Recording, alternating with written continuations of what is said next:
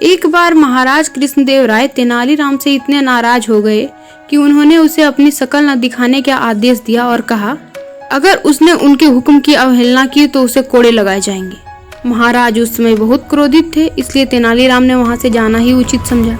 अगले दिन जब महाराज राज दरबार की ओर आ रहे थे तो तेनालीराम से चिढ़ने वाले एक दरबारी महाराज को तेनालीराम के खिलाफ भड़काता जा रहा था। वह महाराज से बोला, आज तो तेनालीराम ने आपके आदेश की अवहेलना की है।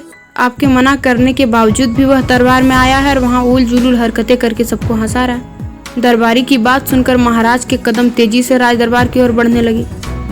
राज दरबार पहुँचते ही महाराज ने देखा कि तेनालीराम ने अपने मुख पर मटका लटका रखा है, जिसमें आंख की जगह 2 छेद बने हुए हैं। यह देखते ही महाराज आग बबूला हो गया और तेनालीराम पर गरजे, एक तो तुमने हमारा हुक्म नहीं माना और ऊपर से ये अजीब गरीबे हरकतें कर रहे हो।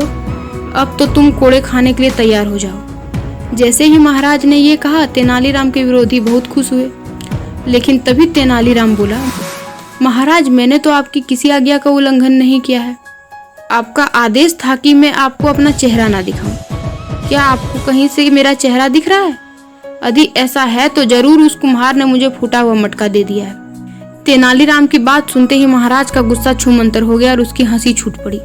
वे बोले, किसी ने सच ही कहा है कि बेवकूफों और विदूषकों पर नाराज होना व्यर्थ है। अब इस मटके को मुंह से बाहर निकालो और अपने आसन पर बैठ जाओ। तेनालीराम के विरोधी फिर से मन मार कर रह गए।